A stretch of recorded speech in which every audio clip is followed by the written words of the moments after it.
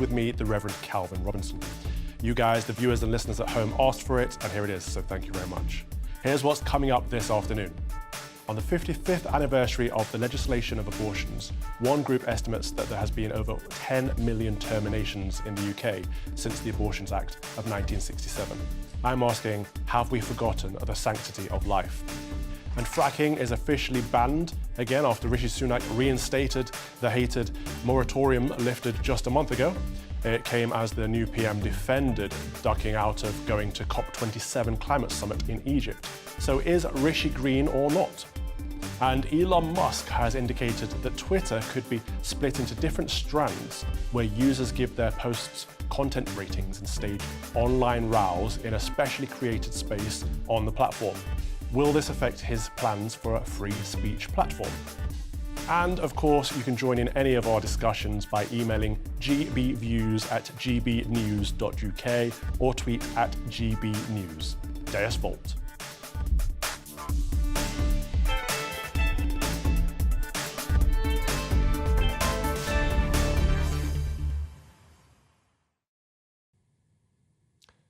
Human life is sacred, holy, and precious. God created man in his own image. In the image of God, he created him. Male and female, he created them. Even for the irreligious and the unchurched, life is beautiful. Life is a gift everyone can perceive. Why then do we not do more to protect every new life? The unborn child, the fetus in the womb, is a living miracle. I think there is no appropriate time to end that miracle, and that there is no safe time to kill that life. Instead of arguing over whether it's better to do so at 23 weeks or 24 weeks, I believe we should be zooming out and reflecting on how we got here in the first place.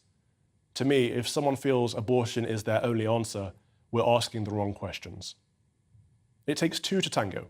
Men should step up to the mark more and take responsibility. And with that responsibility comes a right to partake in the conversation. When deciding a child's future, both parents should get a say. And if you ask me, no womb, no voice is an ignorant chant used to shut down a very important conversation. Birth is a consequence of sex. That used to be a basic biological fact understood by all. When two people are married, they make love and start a family. From my personal standpoint, since the sexual revolution, sex has become a commodity in the pursuit of personal pleasure. And as a result, I think people are lonelier and sadder. If one doesn't want to start a family, one can still choose not to have sex. There are many forms of contraception, and I would argue that that's probably part of the problem, but abortion should not be seen as one. We hear a lot about choice. That's the most powerful, most harmless choice. Rather than choosing whether to end a life or not, why not choose to not live a life in sin? There are extreme circumstances where that choice is horribly taken away, but that is far from the norm. Abortions are up to 200,000 per year in England and Wales, over that in fact, with the number of abortions almost matching the number of marriages. We're ending as many families as we are starting. We often hear that without legal abortions, women would die in backstreet DIY clinics, and some studies estimate that more than 100,000 women per year in England and Wales were forced to seek out an unsafe, illegal abortion before the Abortion Act of 1967 came into force. But those statistics are disputed, and I think the spectre of backstreet abortions is used to emotionally blackmail us. We're not actually talking enough about the impact an abortion has on a woman's mental health. There is always another way. Extended families, adoption, but I think these are conversations people are no longer willing to have. In my experience, the debate is instantly shut down with the my body, my chance, my body, my choice rhetoric, forgetting the fact that we're talking about a new life, a separate body, one without its own voice. I think it's our duty to be a voice, an advocate, and a media for those who are vulnerable and too vulnerable to speak for themselves. MPs recently backed plans for new laws to create buffer zones around abortion centres, banning people from praying or even crossing themselves in the vicinity of abortion centres. No peaceful, prayerful vigils allowed. The so-called pro-choice lobby has almost managed to outlaw freedom of religion as well as the right to protest. To me, the people who believe in the power of prayer are doing all they can to protect life and to support vulnerable would-be mothers. And I say so-called pro-choice because gone are the days when people pretended this was about a woman's choice, We now see openly pro-abortion activists celebrating the end of life. And from my perspective, it's demonic, it's depressing, and it will be the end of us. There were 214,869 terminations last year, the highest number since the procedure became legal in Great Britain through the 1967 Abortion Act. Numbers have been going up every year since 2016. I'd like to take a moment to mourn every lost potential boy and girl. May light perpetual shine upon them. Jesu mercy, may we pray.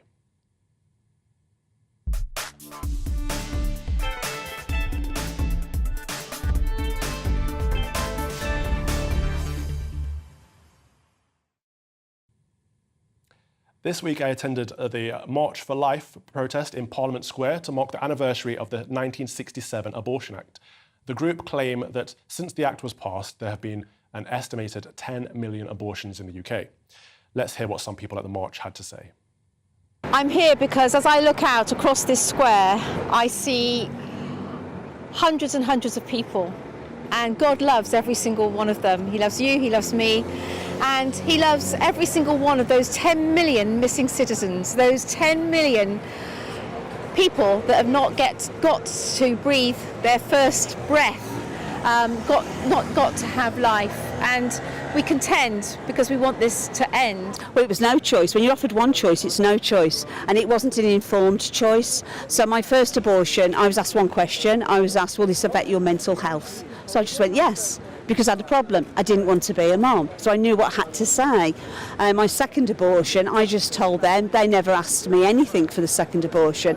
But you see, my second abortion, I was awake and I watched the abortionists count the body parts of my baby. So I know it's real. I know, that abortion damages people. It damaged me for many years. I'm a doctor. I'm a registered medical practitioner. The majority of women who have an abortion do so by drug-induced abortions. So they take a drug called mifepristone and then they follow it up 1 or 2 days later with a second drug to complete the abortion. But it has been found and well proven, particularly in the United States over the last 15 years or so, that if progesterone can be given promptly after the mother has taken the mifepristone and she changes her mind and doesn't take the second abortion drug, that in many cases, not all, but in many cases the baby can be saved and the mother's mental health can be greatly protected as well in many situations. So more and more women have been coming looking for help after they've taken that first abortion pill, realise that they've made a terrible mistake and want to do something about it. So today I'm asking, what does the proliferation of abortion today say about our society? With me now is writer Jenny Holland and CEO of the Alliance of Pro-Life Students, Madeline Page. Jenny, what do you think this says about us as a society and how we view life and death? Well, a few years ago, I would have been strongly against pretty much everything you said in your intro there. And it's important to say that I do remain pro-choice. But the numbers of abortions, the duration of the pregnancy that's allowed before you're allowed to legally terminate here in the UK, as well as the tenor of the abortion debate as a whole, both in the US and the UK, is really a flashing red signal that there is a lot of truth to the original sort of pro-life Christian argument, which you gave earlier, which is that there is such thing as a sanctity of life, and to discard that over kind of a right of privacy or a right of women's autonomy is dangerous. Now, I do need to stress that I do still believe that women's autonomy is contingent upon having some level of choice in this process of an unwanted pregnancy. But the way it is sort of sold to us at the moment, certainly in the last couple of years, is not good for women. Okay, a very reasonable argument put forward there, Madeline. But we heard the term unwanted pregnancy. We heard this quite a lot. Can you delve into this a bit further on why we tend to see pregnancies as wanted or unwanted? And is that part of the problem we're seeing? I think it's definitely part of the problem. I think it seems to be if it's wanted or unwanted is what gives that child value. But what gives that child value is that child is a human being from the moment of conception. Science shows us that. And there's a reason why when someone gets pregnant and the child is wanted that we celebrate that and we're so excited and we talk about their boy or girl that they're going to have. But to then say that, well, if that child isn't wanted, suddenly that means that that child has no right to life makes no sense. either the child has a right to life or it doesn't, and our desire for that child should be irrelevant. If someone decides that once they've given birth at 6 months old, actually it's too much and they don't want that child, we don't then advocate that that child can be killed. So why does it make a difference when the child's in the womb?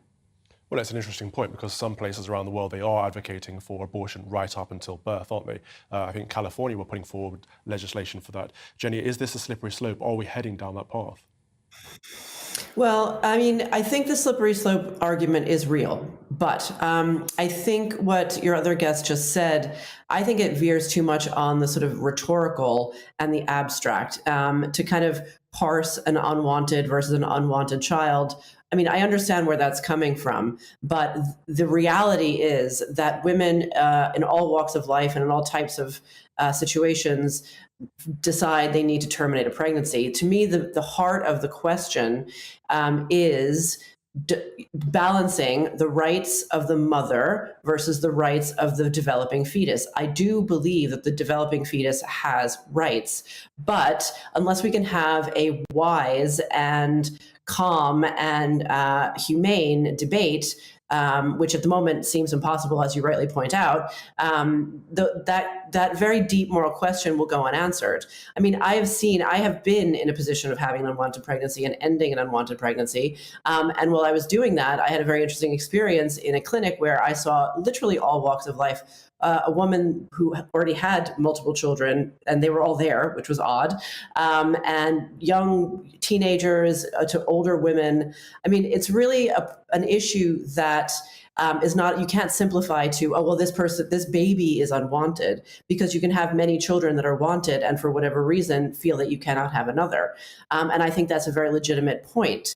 But where the abortion, the pro-abortion, pro-choice debate has fallen incredibly afoul, in my view, of all sort of good sense, is that it has become extremely adolescent, and it has completely forgotten that when women were granted the right to this autonomy over their own bodies, they were granted the right to terminate a pregnancy. It was done so, I think, with this sort of implicit understanding that we would do so with some sort of wisdom and judiciousness, and we don't seem to be doing that anymore. I mean, I don't understand why you would have to have a limit of 24 weeks when a lot of other countries have a limit of 10 to 12 weeks or 12 weeks, which to me is much more reasonable. But for example, Jenny, I'll come back to Madeleine, but Jenny, I want to ask you because you said you've been through this process yourself, and we often ask women, will it affect your mental health to have the child? And that's one of the questions we put forward when abortion is offered. But do you think we could widen that question and teach women more about the trauma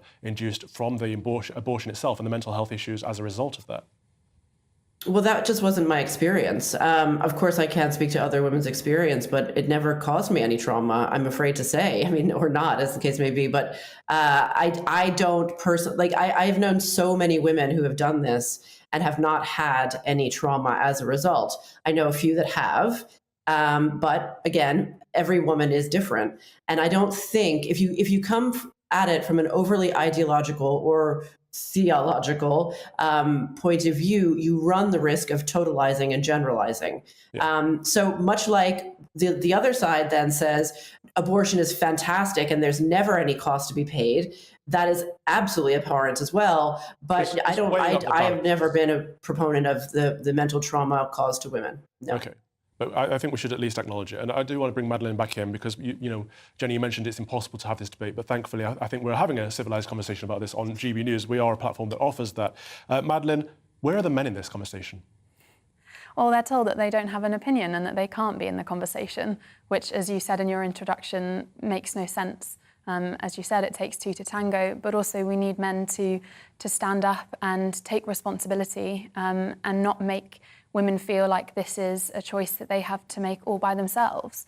I've heard from friends who've said, if my partner at the time had said, we're in this together, I'm going to be here with you, let me help you, they would have made a very different decision and they would not have had an abortion. And to hear that is absolutely heartbreaking, when instead men just stand back and say, well, this is up to you. We're putting a lot of responsibility on women that simply isn't fair. Absolutely, and thank you very much for organising the march that I attended at the weekend. Where can people find out more about your organisation? And they can go to marchforlifeuk.com, and then my organisation is prolifestudents.co.uk. Thank you very much. That was Madeline Page, CEO of the Alliance of Pro-Life Students, and writer Jenny Holland. We heard at the start of this section from Dr. Dermot Kearney on progesterone as a treatment for the reversing of abortions, progesterone, after taking abortion pills. We should caveat this comment by saying that Dr. Kearney's treatment is not endorsed by a number of organisations, including the Faculty of Sexual and Reproductive Healthcare, who say they do not support prescribing progesterone in an attempt to stop medical abortion, and that abortion reversal treatments are not based on scientific evidence. Plenty more still to come this afternoon. After the break, fracking is officially banned again after Rishi Sunak reinstated the hated moratorium lifted just a month ago, and it came as the new PM defended ducking out of going to COP27 climate summit in Egypt. So is Rishi green or not? But first, let's have a look at the weather. Looking ahead to this evening's weather, and the UK is looking better with showers easing and clear spells developing for much of the country. Let's take a look at the details. Starting off in the southwest, and here it should be a largely dry end to the day. A few showers are possible, but many will have clear spells to start the night. Also mostly dry in the southeast with lengthy clear spells. However, a few isolated showers are still possible. It will be a mild evening. Across Wales, a few showers are around, but these moving through quickly on a brisk southwesterly wind. However, most places will be largely dry. It's mostly dry across the West Midlands with long clear spells. There is an outside chance of an isolated shower. Still breezy, so temperatures not dropping much, meaning it will stay mild. Any remaining showers across the northeast should clear, with most places turning dry with clear spells. It will be slightly cloudier in the west, rather breezy with temperatures staying mostly in double figures. A cloudier and wetter picture across much of Scotland as showers continue to push northeast. These perhaps heavy for some. However, it will turn drier with clear spells developing. After a showery afternoon, it will turn drier across Northern Ireland with decent clear spells developing. During the night, it will remain relatively mild for this time of year. Overnight, it will become largely dry, but showers lingering mostly in the west. Later winds will strengthen from the west. And that's how the weather is shaping up overnight into tomorrow morning.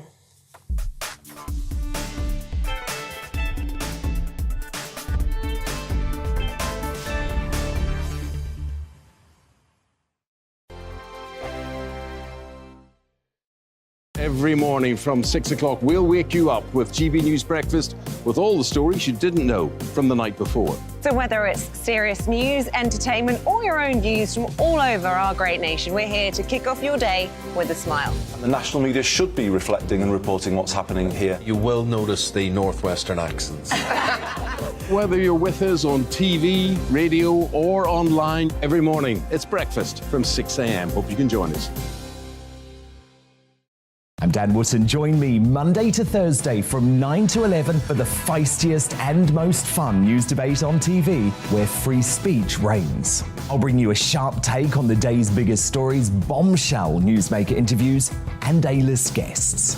And I guarantee you, no spin, no bias, no censorship, and no reason to go to bed. That's Dan Wootton Tonight, Monday to Thursdays from 9 on GB News. Hello, I'm Simon Evans. Join me on GB News for Headliners at 11 p.m, where I'll be joined by two of the country's top comedians as we take a look at tomorrow's newspapers tonight. If it's a big story, we'll be covering it, I guarantee, but we'll also have some fun along the way. That's GB News Headliners at 11 p.m. We won't put you to sleep, unlike some of the other paper review shows out there. So join us, 11 p.m, 7 nights a week. Hello there, it's Eamon Holmes here from Breakfast on GB News. We're not just on your television and your screens, you know. We're on DAB plus digital radio, so you can listen to your favourite shows on the move. If you've not yet listened to GB News Radio, it's very simple. We're on your radio player and TuneIn apps, on your smart speaker, phone or tablet, or online at gbnews.uk. Take us with you wherever you go. GB News Radio. You never have to miss a moment of the People's Channel.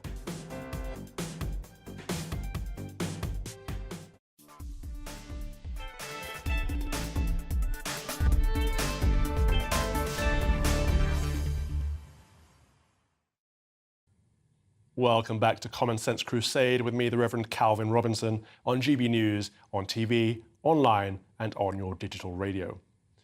In his first PMQs this week, Rishi Sunak restored a government ban on fracking in a move that disappointed many grassroots Conservatives, amid rising energy bills especially. Liz Truss had previously lifted the ban in places where there was local consent. The practice was first stopped in 2019 following opposition from environmental groups and concerns about earth tremors. Now joining me is Harry Wilkinson, who is the head of policy at the think tank Net Zero Watch. Harry, is the link between fracking and earth tremors proven? And if so, how worried should people really be? Well, people should not be worried. They should remember that this technology has been tried. 1.7 million wells in the United States have been drilled. And there's been very modest problems. The kind of tremors that fracking is likely to induce would normally only be detectable with specialist equipment. So this is a fundamental resource that we need to use. We need to get these affordable, reliable energy supplies out of the ground. And it's really disappointing to see the government go back on their decision to lift the moratorium. Harry, it seems to me that if the tremors are not a big deal, and we've heard so much about them for so many years, it could potentially be propaganda from foreign parties who have an investment in us not producing our own energy. Well, that's right. Putin clearly has a big incentive to say that we shouldn't use these resources, and he's been potentially supporting some green groups in pushing that narrative. I was watching closely to the debate in Parliament that we had last week, and what it really showed was that politicians didn't seem to grasp that actually we don't get to just wave a magic wand and have a totally green energy mix. We actually have an energy system that is overwhelmingly reliant on gas, and so this sort of pick and mix approach, where we say we like wind and solar, we don't like fracking, so we're going to ban that. This is a very naive approach. And what we need to see is MPs grasp the fundamental need that people have for secure, reliable, affordable energy supplies. And this doesn't seem to have happened yet. And one has to wonder how many energy crises we're going to need before politicians realise the importance of actually fixing these problems. Well, I mean, surely it can't just be a green energy policy, can it? Because Rishi Sunak also shelved onshore wind turbines. So I think the argument put forward by the Conservatives that they're just doing this because of green doesn't make sense. But even if it was, the consumer at home is more concerned about lowering their energy bills, aren't they, right now, than being green? And would fracking help keep energy bills low? Well, the reality is we can't really fully understand the impact that it will have until the testing has been done. And the only way that can happen is if the moratorium is lifted and some of these tests can go ahead. But the fundamental economic realities are that if we increase the supply of something, the price will come down. And so that's no difference when it comes to shale gas. And in the US, where they've done this, many times they've drilled shale gas wells and they have natural gas prices that are only a sixth of what they are here.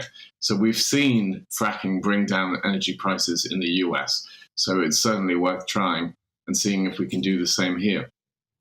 And does this moratorium just prevent people from fracking in new sites? Do we still have fracking going on in the UK in older established areas?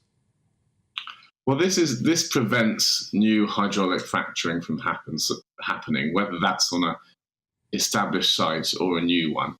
The strange element of how it works is that actually they can still submit applications that may be considered by the Secretary of State. However, he assesses these on an individual basis, and one would certainly expect them to bring the moratorium into play at that point. So there is a slight confusion here, but certainly I wouldn't expect to see any drilling taking place. If you could just wrap up for us from a Net Zero Watch perspective in 30 seconds, how can the UK become energy self-sufficient? Well, we've got to say yes to new oil and gas drilling, and whether that's fracking or conventional resources. We've got to work with our allies as well, looking towards European energy security, because they are also saying no to resources that they have as well. Okay, thank you very much. That was Harry Wilkinson from the think tank Net Zero Watch. Cheers for your time. You are with GB News on TV, online and on radio. And after the break, Elon Musk has indicated that Twitter could be split into different strands where users give their posts content ratings and stage online rows in a specially created space on the platform. Will this affect his plans of a free speech platform? Now it's time for a check on the news headlines.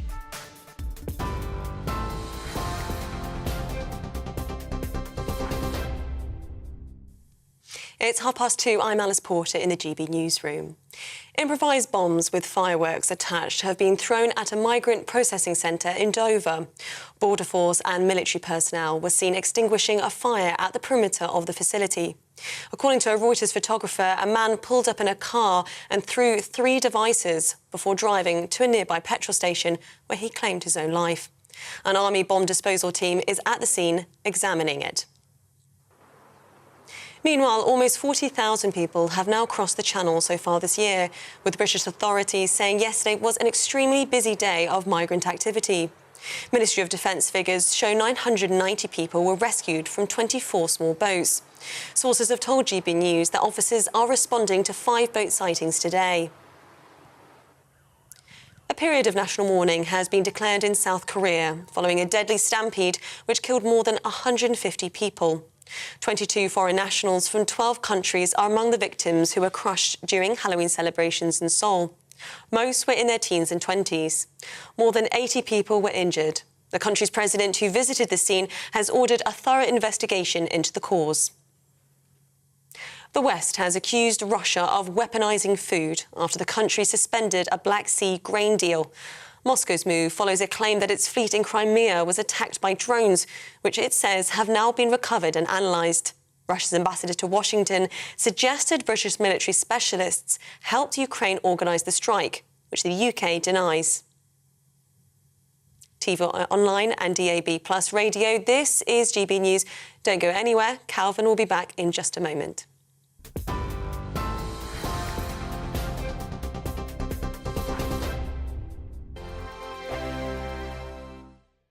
Weekday afternoons on GB News, we've got the whole of the UK covered. From 12 to 3, it's GB News Day with me, Mark Longhurst. And me, Gloria Di Piero. You'll get the very latest on everything that's been going on across our great nation. And from 3 till 6, watch out for GB News Live with me, Patrick Christie. I'm not here to mess around. With all the biggest topics and guests, you will always be up to date. GB News Day and GB News Live from 12 p.m. Only on GB News. The People's Channel, Britain's news channel.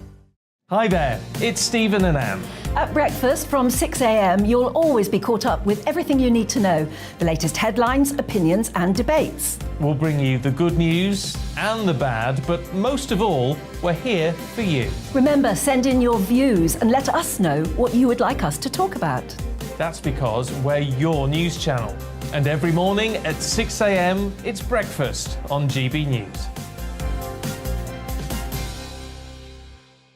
Join me, Nana Akua, on Friday, Saturday and Sunday afternoons on GB News. Expect fiery debate and passionate discussion as me and my panel tackle some of the biggest topics hitting the headlines. It's a place for everyone's opinion. No one gets cancelled, but no one gets an easy ride. Oh, she's on it today! Be ready for conversations that are fierce, frank and, of course, fun. Every Friday, Saturday and Sunday afternoon from 4 p.m. on GB News. On Mark Dolan tonight, we have a simple plan, which is to inform, stimulate and entertain in equal measure. It's all about getting your opinions on the national television airwaves. I love my viewer emails, mark@gbnews.uk. So do join me from 9 p.m. to midnight every Friday, Saturday and Sunday for big guests, big opinions and a big presenter. 6'5", don't you know? See you then on GB News.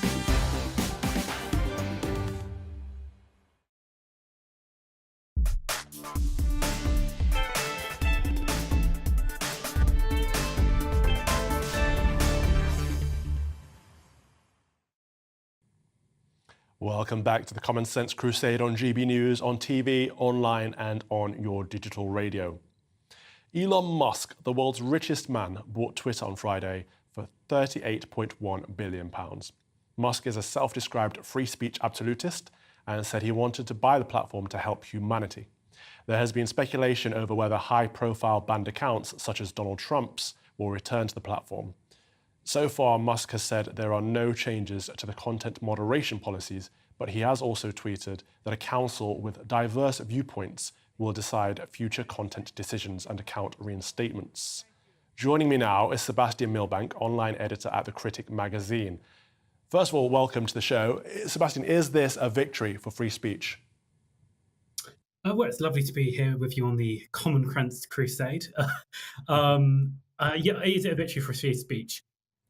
It's probably broadly better for free speech than not, but I'm not celebrating yet.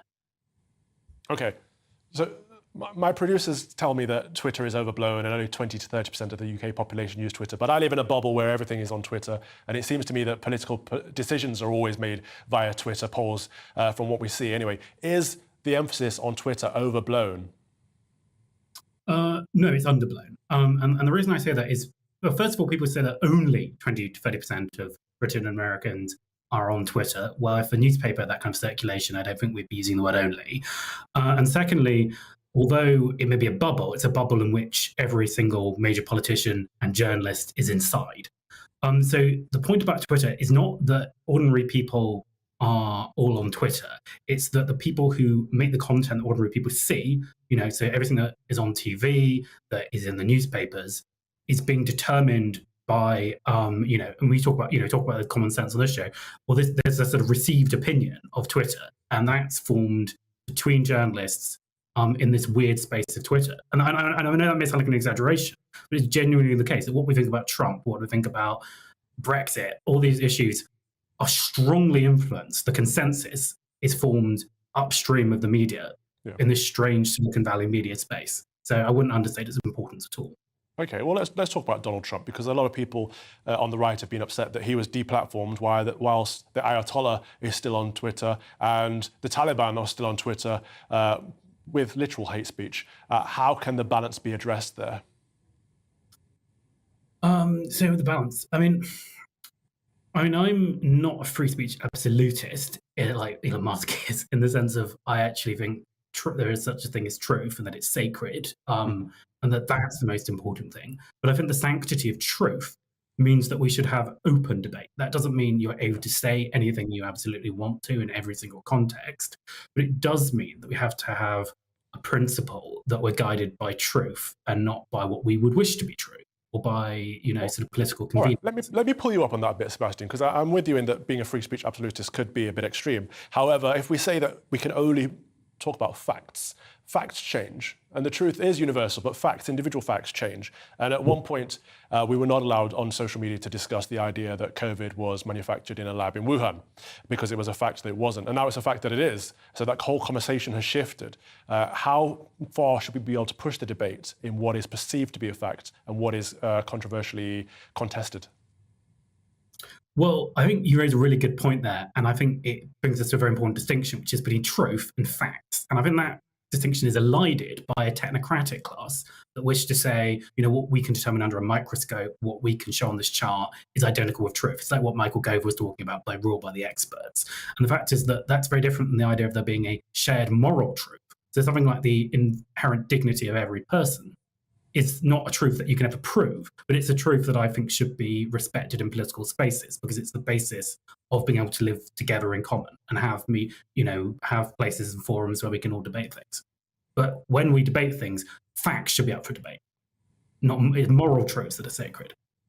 I love that you're saying that truth is sacred, because even that is quite controversial these days. Do you think Musk's diversity panel might be a good way of getting around this problem of people seeing Twitter as too biased in one political persuasion? No, because for one thing, Facebook already has such a panel, and it comes up with outcomes that are pretty predictable. They're exactly what you'd expect them to be. I think I'm not sure what Musk is actually going to do on this, because he was challenged on this on Twitter, predictably, and he was saying, "Oh no, maybe we aren't going to do the council." So this is why I don't place a huge amount of faith in Musk. is he backtracks a lot, he throws a lot of ideas out. I find him preferable to most of the alternatives, but at the end of the day, we're still talking about one of the world's richest people deciding what gets said in a space that forms opinion across the West. So it's not, either way, we're not in a great situation. Yeah, I mean, I've been warning people about this for a while because people on what I would say my side of the debate have been holding him up as a hero, but no individual should be held as a hero because they can only fall from that pedestal. And whilst he is a free speech absolutist, it doesn't mean that he's always going to support that on his platform. However, this has highlighted something of a hypocrisy of the left, hasn't it? In that people are terrified, it seems, with Musk at the helm. Not that they'll be silenced by him, but that he'll stop silencing people with conservative views. There seems to be this perception that left-wing or lefty liberal views are appropriate and accepted, and right-wing or centre-right views are not to be seen and not to be in the public square. Yeah, well, there are two things here. I mean, one of them, going back to this point of facts and moral truth, is that they want to say they're the same thing. So their facts can't be challenged because they're moral truths, and that's very dangerous. But you can't have a scientific process. You can't do the scientific method if facts are sacred. Only, see that, for example, you can't debate controversial issues in science and bioethics, whether that's sort of questions of like the status of the fetus or, genetics. We're not allowed, those debates can't be had scientifically because the moral truths of the left have to have the facts aligned with them. And the second thing I think is they're just scared of Trump. So they're scared that Elon's going to let the big bad Trump back in. And I think that's what a lot of this hysteria is really about. Yeah, I'm with you entirely. But is Twitter, I mean, they could be right in some elements, saying that Twitter is too big to be in the hands of one individual. Because I think, as much as it's a private company, it is the public square at this point, isn't it? It's the marketplace of ideas. Is there a way of regulating and or breaking Twitter down to give it perhaps some public control or accountability? Yes, I mean, this is an interesting one. I mean, I'm not on the kind of let's nationalize Twitter front because I think as people can see with something like the BBC, just because something is national doesn't mean it acts in the public interest, and it follows much. And you have exactly the same problem of kind of elite capture. I think a more interesting thing is, can we find ways to make companies that obviously do have a social purpose? So like you talk about, it's a platform, it's a marketplace of ideas. It has a kind of quasi-political role. Is there a way of much more saying, I'm not putting this as an easy process, but saying that that large companies that have influence over politics have to have an idea of the common good and of their social purpose in the constitutions, and that it's not a question that you can't have private shareholders, you can't have private control, but those private interests have to be answerable, maybe legally, to the idea of a social purpose that should include things like open debate and the common good. I'm with you. I actually think Poland's approach is best in that you can't ban or silence anyone online unless they're breaking the law. I think that would be a decent way to go forward. But Sebastian Milbank, thank you very much for your time today. That is the online editor of The Critic. Britain's human rights watchdog has issued guidance which says it's probably illegal for schools to ban certain hairstyles without exemptions on racial grounds. The Equality and Human Rights Commission said banning styles such as afros, braids and cornrows could be considered discriminatory. In 2020, the Commission funded the legal case of teenager Ruby Williams, who won an out-of-court settlement after being sent home by her school because of a policy that banned afro hair of excessive volume. Joining me now is Kunle Alalode, who is Director of Voice for Change England, a Black, Asian and minority ethnic charity. First of all, Kunle, thank you very much for joining us. Do you agree with this guidance? Should it be illegal for schools to ban afros? I think that it is guidance. So the question of legality is a moot point. But the way I look at it is, yes, hair discrimination does exist, but it's something that tends to be very, very seldom a feature of educational life.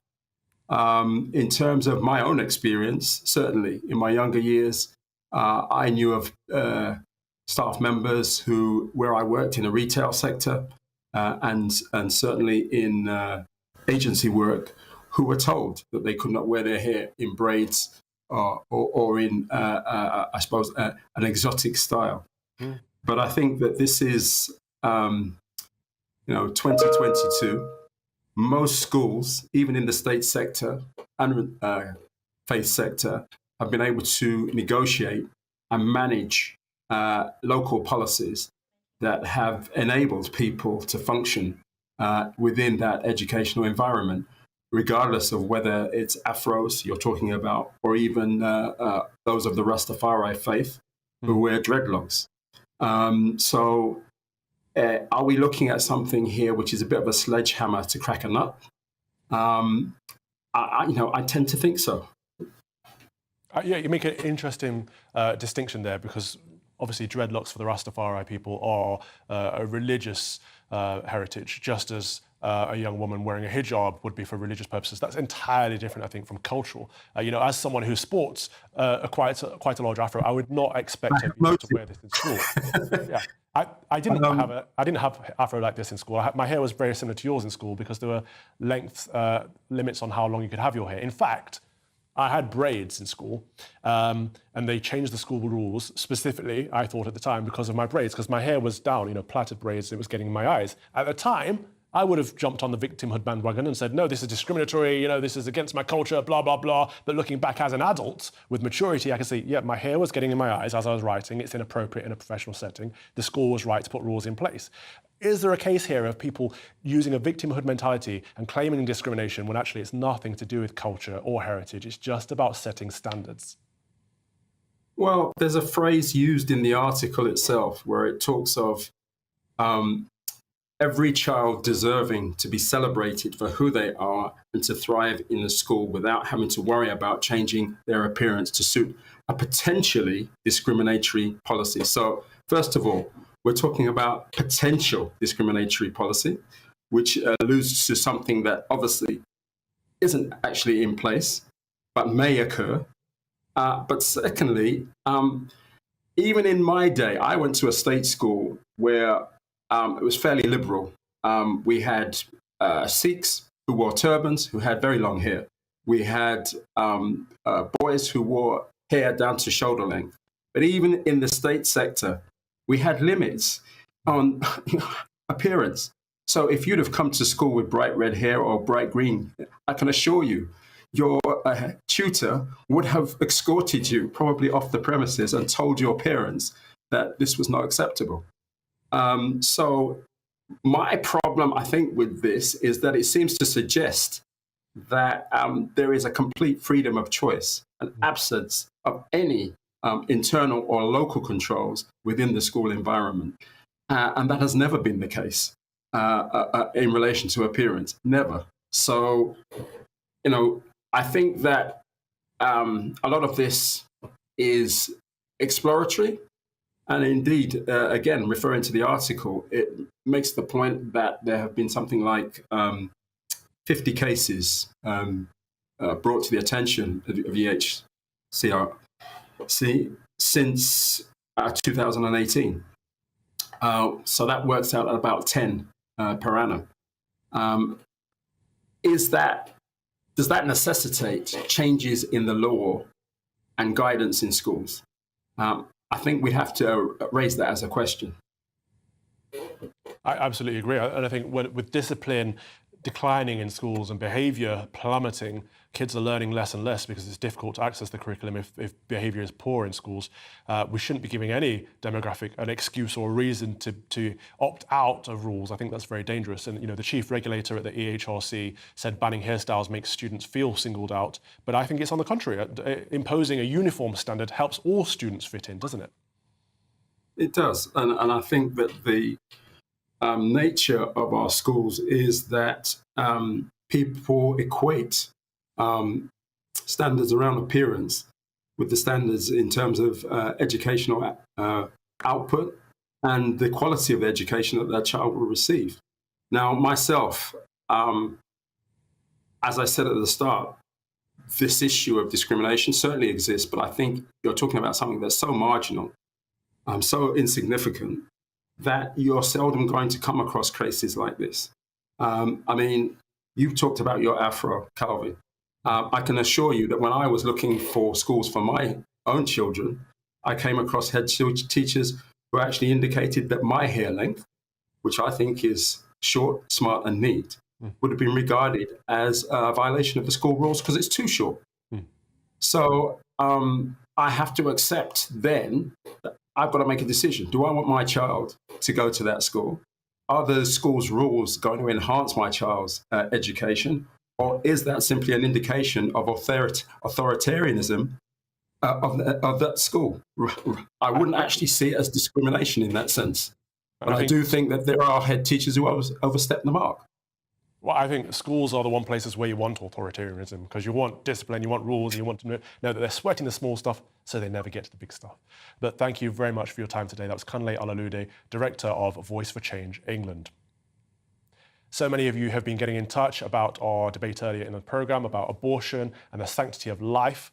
So let's have a look at what some of you have been saying. Teresa says, God bless you, Calvin, for this overdue discussion. You are so right to try to defend the lives of the most vulnerable. Well, thank you. That's what we're here for, to give a different perspective.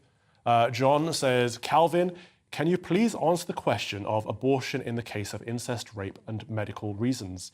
Yes, I can. I can answer that question. It's a difficult topic to talk about, but I don't think the child is ever at fault. And I think we have to focus on their right to life.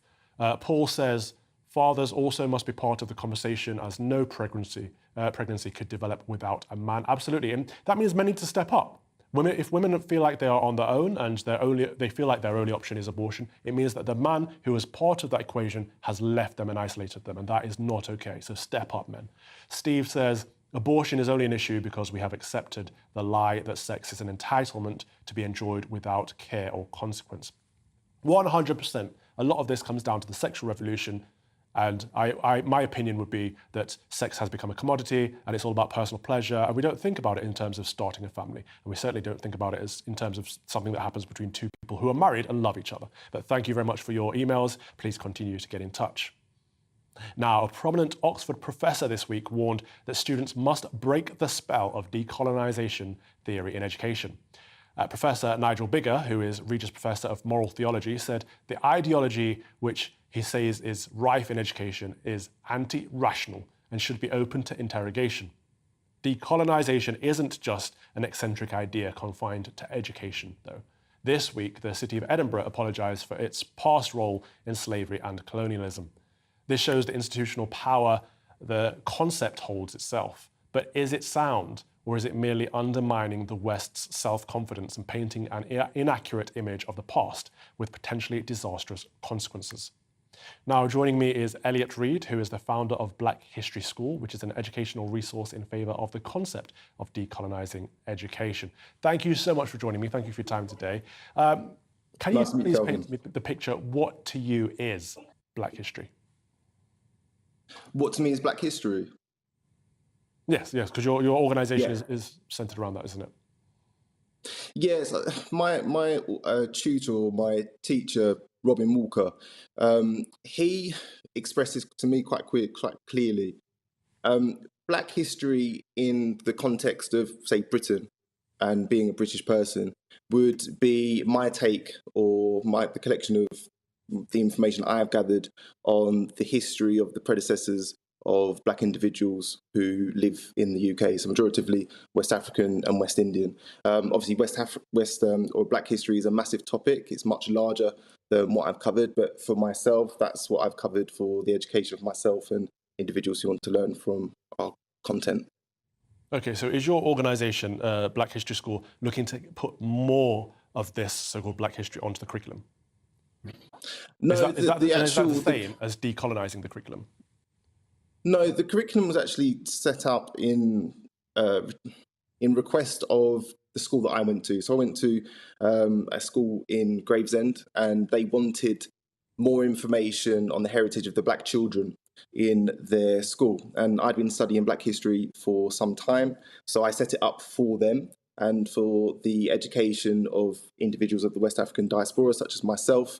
And then it's an optional tool for schools to use to educate their children on Black history. Okay, I just find it fascinating because I always say that, we don't teach history based on white history or Black history. We just teach British history, European history, world history, all the history that's helped shape the nation to what it has become today. But on the basis of that, do you think Edinburgh, in your opinion, was right to apologise for, essentially the sins of their fathers?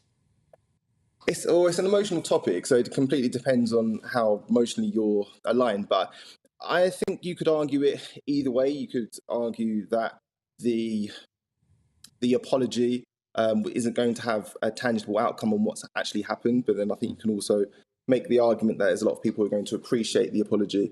But one thing which I found quite interesting is that, to me, the apology or projecting emotions for something which has occurred in the past seems to be quite British to me. So, for example, we give thanks and remembrance for those individuals who served in World War II.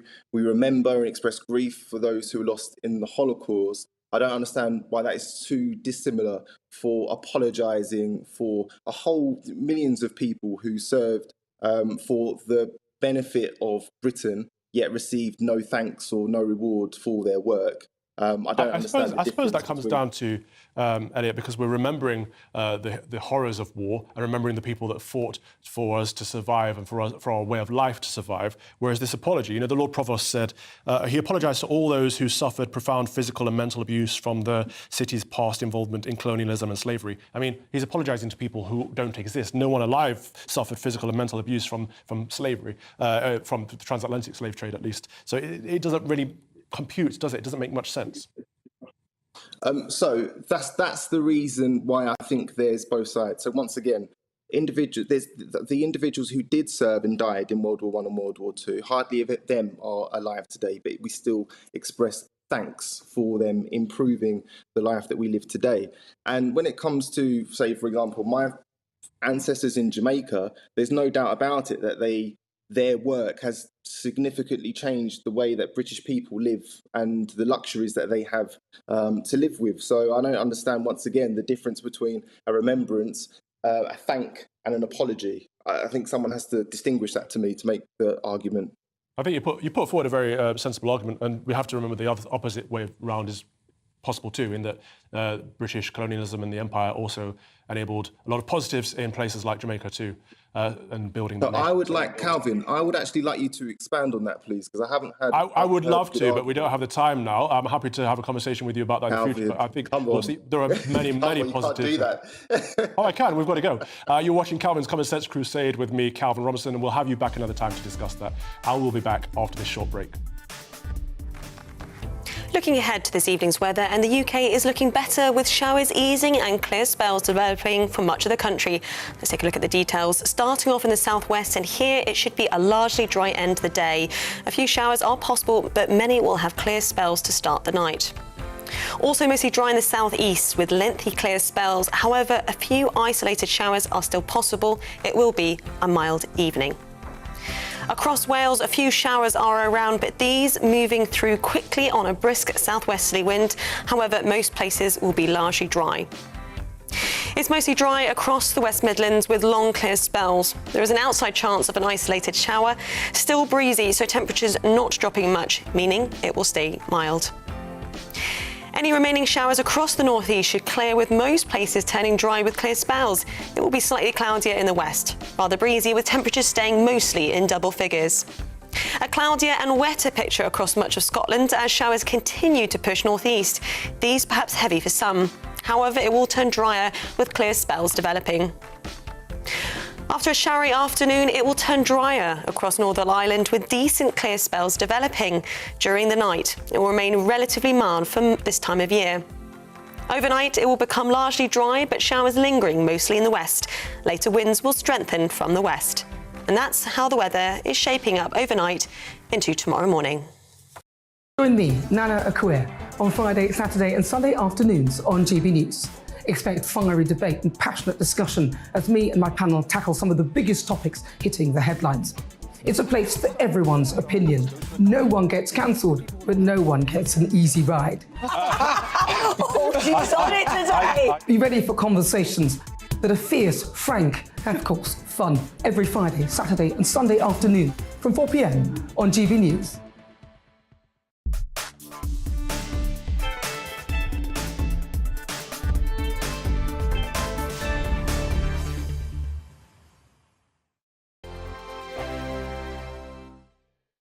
Join my show Farage, 7 p.m. till 8 p.m. Monday through Thursday. And there you will get opinion, analysis, debate, and I'll cover stories that nobody else dares to touch.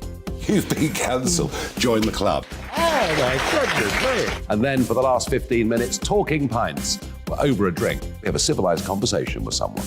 We very often disagree, but we do it in a grown-up way. Come and join me on Faro. We are GB News. And we'd like to say thank you To each and every one of you. for helping our great nation Find its voice. We're absolutely everywhere. across England, Scotland, Wales and Northern Ireland. On TV. On radio. and online. We're proud to be The People's Channel, Britain's News channel. On the Mark Steyn Show, we cover the stories a lot of people are scared even to mention. The stuff that really matters with some of the world's biggest thinkers. Now is his opportunity to kind of take the steering wheel of history. Break away from the flock at 8 o'clock on GB News with the Mark Steyn Show. Every Saturday at 2 o'clock, join me, Darren Grimes, for Real Britain. I'm not afraid to give you a platform and say it how it is. Come on, make the case. Something like this is very, very important to people. And we're always up for a laugh on this show. God, honestly, you'd think there were no problems in the world. Real Britain, every Saturday on GB News. Hello, I'm Michelle Dewberry and you can join me every weekday 6 till 7 on Jubes and Kerr. Me and my panel will get stuck right into the day's events and I can tell you, in fact, I can warn you, expect some robust debates, some strong opinions and perspectives from both sides of the fence. It's about you at home as well. I love to read out all of your comments, or at least as many as I can. So join me, Michelle Dewberry, Monday to Friday, 6 till 7 on Jubes and Kerr.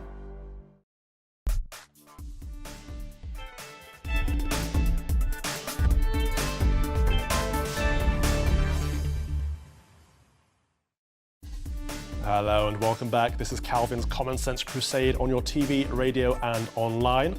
This hour it's Tory turmoil. Has reappointment of Suella Braverman as Home Secretary been a blessing or a curse for Sunak's premiership? Jacob Rees-Mogg says UK cannot ease up on legal migration until the arrival of illegal immigrants is under control. Does he have a point? Will that ever happen? But first, let's go to your news headlines.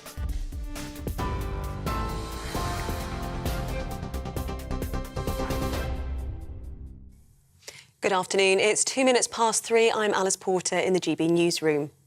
Improvised bombs have been thrown at a migrant processing centre in Dover. A man drove up to the facility and threw up to 3 devices which had fireworks attached to them. Border Force and military personnel were later seen extinguishing a fire along the perimeter. A Reuters photographer who witnessed the incident says the man then drove to a nearby petrol station where he claimed his own life. An army bomb disposal team is at the site examining the scene. The attack comes after British authorities said yesterday was extremely busy in terms of migrant activity, with nearly 1,000 people crossing the Channel in 24 small boats. It brings the total number of rescues so far this year to almost 40,000. A period of national mourning has been declared in South Korea following a deadly stampede which killed more than 150 people. 22 foreign nationals from 12 countries are among the victims who were crushed during Halloween celebrations in Seoul. Most were in their teens and 20s. More than 80 people were injured. The country's president, who visited the scene, has ordered a thorough investigation into the cause. Australian Nathan Taverniti described a wave of people in a narrow alley. One of his friends died. There's so many people. What are you going to do with 10 people? Yeah. And I had to turn around and I told the crowd, you can't come this way. People are dying. Because I already knew how bad it was. And people were being so rude. And I had to tell them, you can't come this way. And then it took so long for emergency services to arrive. Serious security concerns have been raised following reports the phone of the former Prime Minister, Liz Truss, was hacked. The government has been urged to launch an urgent investigation into the apparent breach. Citing unnamed sources, the Mail on Sunday says spies suspected of working for the Russian president gained access to sensitive information while she was running for the Tory leadership. It also claims up to a year's worth of messages were downloaded, including top-secret details about Ukraine. The Levelling Up Secretary has rejected calls for the government to publish documents on the Home Secretary's security breach. It's after Labour said it would try to force the government to publish its assessment on Suella Braverman's actions as backlash grows against her reappointment. Both Labour and the Lib Dems have raised national security concerns and called for a Cabinet Office probe. Speaking to the BBC Sunday with Laura Kuenssberg, Michael Gove insisted he's more than satisfied with her position. Resigning, accepting responsibility, apologising, and then in being assured by the Cabinet Secretary and the Prime Minister that Suella coming back into office was the right thing, that Suella is now in a position to do the work. The Bank of England is expected to unveil its biggest interest rate hike in 33 years as it works to tackle inflation. Economists believe the Monetary Policy Committee will increase the rate by 0.75 percentage points to 3% on Thursday. It comes amid warnings that spending cuts and tax hikes under the new Prime Minister could lead to a deeper recession. The West has accused Russia of weaponising food after the country suspended a Black Sea grain deal. Moscow's move follows a claim that its fleet in Crimea was attacked by drones, which it says have now been recovered and analysed. Russia's ambassador to Washington suggested British military specialists helped Ukraine organise the strike, which the UK denies. In Iran, protests are ongoing despite yesterday's harsh warnings from the authorities that there would be no more people taking to the streets. Demonstrators at universities across the country were met with tear gas, violence and gunfire from security forces. The clashes, now in their 7th week, appear to be entering a more violent phase. Iranians have been protesting since the death of 22-year-old Masha Amani in the custody of the morality police after she was arrested for clothing deemed inappropriate. The number of rough sleepers in London has increased by 21% in a year. City Hall figures show there were over 5,000 people on the capital streets between April and September. London Mayor Sadiq Khan is urging the government to take immediate action to tackle rising bills and housing costs. This is GB News. We'll bring you more news as it happens. Now it's back to Calvin.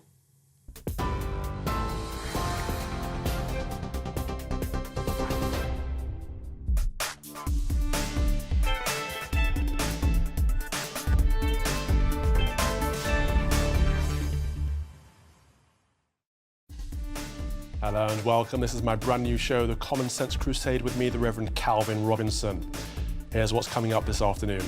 Michael Gove insists Suella Braverman is a first-rate politician as pressure mounts over her reappointment. Mr. Gove says Mrs. Braverman has acknowledged her mistake as he defended her reappointment following claims of multiple breaches of the ministerial code. So is she a blessing or a curse for Sunak's premiership? And Jacob Rees-Mogg has warned that Rishi Sunak cannot ease up on legal migration until the arrival of migrants via illegal routes is under control. He questioned claims within government that further relaxing immigration restrictions would boost Britain's economy. Does he have a point? And finally, Prince William has stated he has no plans to go to the World Cup in Qatar due to a busy winter schedule, but now says he might go if England make it to the final.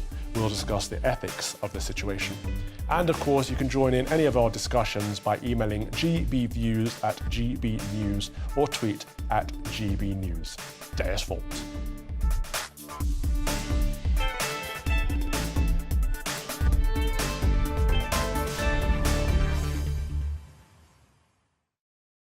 The reappointment of Suella Braverman as Home Secretary continues to be met with consternation, especially by those in the so-called blob.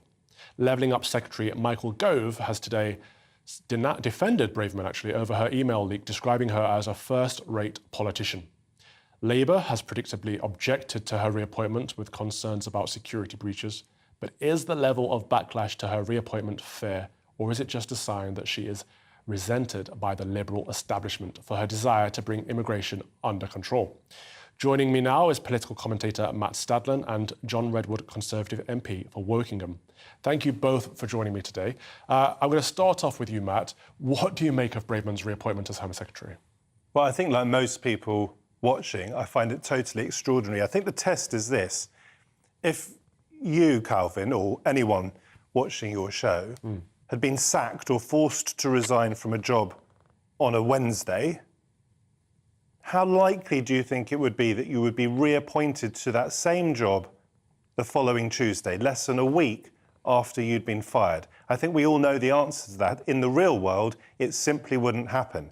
Rishi Sunak was supposed to steady the ship after the disastrous 40-odd day premiership of Liz Truss. Instead, from the very, very beginning, one of the first things he did as our Prime Minister has led to calls for a public inquiry. So you have to ask yourself, why did he do it? Because he's not a stupid man, he's highly intelligent. To my mind, he almost certainly did it because he felt he needed to assuage that side of the party, that side of the Tory party. We all know that it's being torn to pieces at the moment, and also possibly felt he needed specifically the support of and the backing of Suella Braverman, who came out, I think, on the Sunday in an article in the Sunday Telegraph supporting him in order for him to get through that leadership race. So it's dirty, grubby politics. This is someone who broke the ministerial code. Doesn't matter about the finer details. She broke the code. She was effectively sacked or resigned. 6 days later, she was reappointed. And it is already blighting what was supposed to be, for the Tories, a fresh start. But Matthew, the finer details always matter, don't they? And it seems to me that she was ousted as part of the coup, and they used what was a minor infraction of ministerial code to get rid of her. And you said in the real world this wouldn't happen. However, this is a new government. So if you worked for a company and there was a new CEO and you'd resigned and fallen on your sword, and that new CEO saw your talent and saw your potential and wanted you to rehire you, that could potentially happen. It's the same government. It's been the same Tory government for 12 years. Yes, it is true. We haven't had a general election. It's the same party, not the same government. It's the same government. I've let you talk. Let's ask Mr. Redwood what is his take. Is this about unity? Was bringing Miss Braverman in a unity factor? It's about unity, and it's about putting someone into a job who is really trained and expert for that job, a job which is much needed for the country as a whole. And I see these silly grins on the face of your other commentator. But the country is desperately concerned that these people are not at risk with these people traffickers, in danger of their lives in small boats, unlicensed small boats that are very dangerous. We want to stop it. And the country is horrified that some people come in who are economic migrants, pretending to be something else in order to queue jump and take a lot of money off the state. And so I can assure you the country wants this problem solved. And the one MP in the Conservative Party who knows the inside details of the criminal justice part that relates to illegal migration and knows the details of the law, is Suella Braverman, and she does have to challenge a lot of the establishment lawyers and the establishment in the Home Office who clearly do not want to stop this trade. Can I respond to that, Cleven? I find it absolutely extraordinary that John Redwood thinks that there is only one MP in his party. How many MPs have you got, John? Hundreds of MPs in Parliament. That Suella Braverman is the only person who'd be capable of getting a grip on what you call illegal immigration. She is so incapable of getting a grip that she is being accused of ignoring legal advice, saying she needs to find hotels for people who are at the moment stuck in what is effectively a detention centre where people are getting scabies and other diseases and violence is breaking out because the conditions are so disgusting. She is totally out of her depth. But even if she were not out of her depth on that point, she broke the ministerial code, she was sacked, and you think she's the only person fit enough to do that job within 6 days of the sacking. I find it extraordinary, I'm John. going to refocus that question for Mr. Redwood. Is it not the case, there was a 90-minute row between former Prime Minister Liz Truss and Miss Braverman? Is it not the case that actually Miss Braverman wants to reduce immigration, legal immigration, and cut down on the illegal immigration? And it's not that she's the only one capable of doing so, but the only one with the will, political will to do so, and everyone else. This is part of the problem of why she was ousted, because no one else wants to cut immigration. Well, I don't think she's the only one with the will to do it. I think there are quite a few MPs with the will to do it. But the reason Suella is different from the rest of us is she is a trained lawyer who has made a particular study of this part of the law. Now, I'm not a trained lawyer and I haven't studied this particular part of the law. And most of my colleagues are in my position, not Suella's. And Suella has shown in the past that she has been able to take on difficult legal matters because she was one of the government's main law officers, a previous part of her career. And she knows how that system works. And surely you can see that the system has let the public down for several years now. There is a clear public wish, in the interests of the safety of the migrants and in the interests of fairness to genuine asylum seekers, because not all these people are genuine asylum seekers, that we get a grip on this, and somehow the legal establishment has been been stopping us. And so that is the reason I think we need Suella. And Suella does have a lot of support in the party. I do not believe that her infringement of the ministerial code was a serious one. I'm sure we've all occasionally sent an email by mistake to an extra person because we've been in a hurry and we pressed the wrong button on our technology, and she recognised that, she apologised. Fortunately, it had nothing to do with national security, and it wasn't price-sensitive information. So she's apologised, she made an honest declaration of what went wrong. I think the new Prime Minister is right to use her talent. Okay, and Matthew, you spent a lot of time talking about this minor infraction, but is the bigger case not actually Liz Truss leaked top secret information, and this was covered up during the leadership campaign? Is that not where we should be addressing our concern, not Suella Braverman using the wrong email account? Liz Truss and any infringements she may or may not have indulged in, advertently or inadvertently, of course needs to be looked at, but she's now the past, thank goodness. I think John Redwood would probably thank goodness that, because otherwise his party really would have fallen apart. The focus has to be on the Home Secretary. If John Redwood thinks it's such a minor infraction, why on earth was she sacked? You talk about a new CEO taking over. I can tell you, when a new CEO comes into a business, he or she will want to set a new tone. What they absolutely will not do is bring back someone who was fired the previous week by the other CEO. It simply doesn't happen in the real world. The anger that people feel about this in the country, if you go out and speak to them, I suspect would be palpable. And I've got a question for John Redwood, who, by the way, I think... That's quite a broad statement. I don't agree, and I don't think the majority of people who've been tuning into the show would agree, because we see this in our polls that we put out. Actually, most people back Suella coming back because people want to see a reduction in immigration, both legal and illegal. It depends who you ask, and if people see Suella Braverman as the only person who's prepared to tackle illegal immigration or as asylum, as I would describe it, yes, then that may well be the case. But she's not going to go very far in a government that doesn't support her. It's just going to cause more disunity in John Redwood's party. Let me ask John a really important question, Calvin, because John was talking about genuine asylum seekers and the importance for them to have a fair hearing. Do you, John Redwood, think it is acceptable that at the moment thousands of people are being held in unacceptable conditions in Kent, I think in Ramsgate, where lawyers are saying that there's going to be a costly legal bill for the government to foot because allegedly Suella Braverman has ignored calls to find these people hotels? Do you think people should be held in inhumane conditions, yes or no? Well, of course they shouldn't be held in inhumane conditions. I haven't personally inspected these conditions and I wouldn't want to prejudge it. But the whole point is that Suella is trying to stop it in the most obvious way. You've got to stop the supply coming in because the numbers are too big. There are not enough hotels easily available, let alone the huge costs. We shouldn't be bearing this burden. Why don't you help us stop the evil trade? We should be working with the French. Thank you, Matt. But this is the point. We need to stop them coming over in the first place rather than looking at the conditions of the hotels. And it's not a terribly poor condition. We know that Camelot Castle was approached as a potential option for housing these immigrants, which is a massive mansion. No, they are a terrible condition. On the southwest. They are. But the problem is the illegal trade in the first place needs cutting down, and surely we should support a minister that is willing to do that. Now, can Rishi Sunak deliver on that at the next election? Are you asking me? I'll start with Mr. Redwood. Okay. Will Rishi Sunak cut this illegal immigration problem? Well, I hope so, and I think he's got to, and he clearly wants to, which is why he took the risk of incensing people like your other guest by having the one person who knows how to do it and needs his backing. And I hope also he will take good advice on the issue which Liz Truss and Suella clearly disagreed about, because I'm strongly of the view that we should not be inviting in lots of people to take low-paid jobs.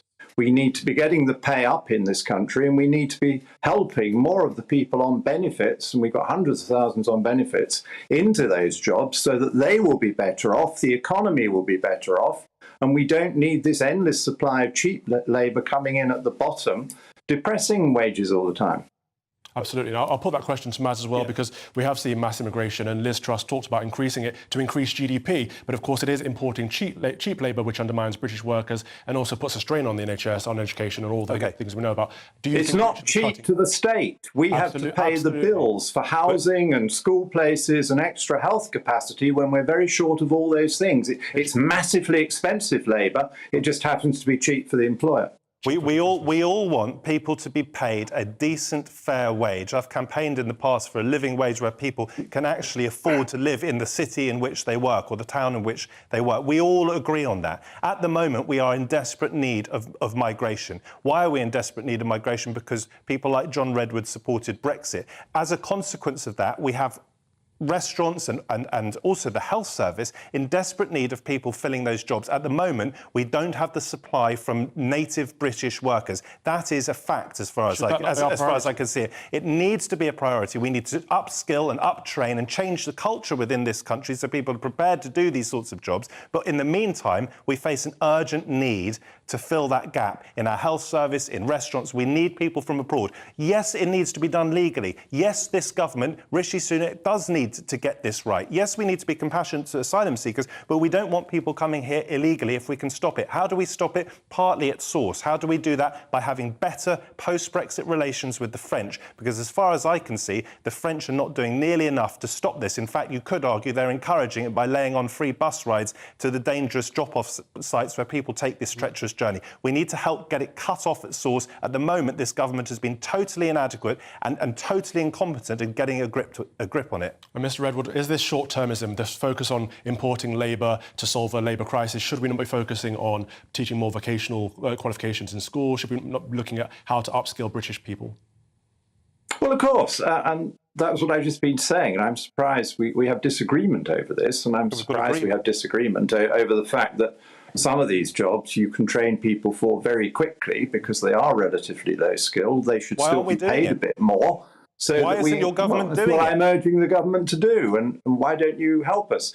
We need to mobilise all the employers of the country to understand there's this rich talent pool out there, and the government may need to do a few other things to make it easier for those people to take those jobs. But somehow we've got to get those hundreds of thousands of people into a better life on better pay and not keep on importing all this labour. Because if we import all this labour, we're going to have an even bigger housing shortage. And then your commentator will rightly criticise us for not having solved the housing problem. Well, that was fascinating. Thank you both for that fulfilling conversation. Political commentator Matt Stadlen and John Redwood, Conservative MP for Wokingham. You are with GB News on TV, radio and online. And after the break, the ethics of going to the World Cup in Qatar. Prince William has no plans to go to the World Cup in Qatar due to a busy winter schedule, but he might go if England make it to the final. Now, here's a time for your weather. Ahead to this evening's weather, and the UK is looking better with showers easing and clear spells developing for much of the country. Let's take a look at the details. Starting off in the southwest, and here it should be a largely dry end of the day. A few showers are possible, but many will have clear spells to start the night. Also mostly dry in the southeast with lengthy clear spells. However, a few isolated showers are still possible. It will be a mild evening. Across Wales, a few showers are around, but these moving through quickly on a brisk southwesterly wind. However, most places will be largely dry. It's mostly dry across the West Midlands with long clear spells. There is an outside chance of an isolated shower. Still breezy, so temperatures not dropping much, meaning it will stay mild. Any remaining showers across the northeast should clear, with most places turning dry with clear spells. It will be slightly cloudier in the west, rather breezy with temperatures staying mostly in double figures. A cloudier and wetter picture across much of Scotland as showers continue to push northeast. These perhaps heavy for some. However, it will turn drier with clear spells developing. After a showery afternoon, it will turn drier across Northern Ireland with decent clear spells developing. During the night, it will remain relatively mild for this time of year. Overnight, it will become largely dry, but showers lingering mostly in the west. Later winds will strengthen from the west.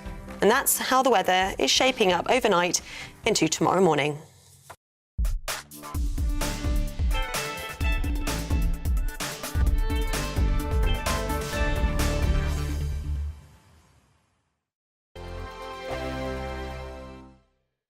Every morning from 6 o'clock, we'll wake you up with GB News Breakfast with all the stories you didn't know from the night before. So whether it's serious news, entertainment, or your own views from all over our great nation, we're here to kick off your day with a smile. And the national media should be reflecting and reporting what's happening here. You will notice the northwestern accents.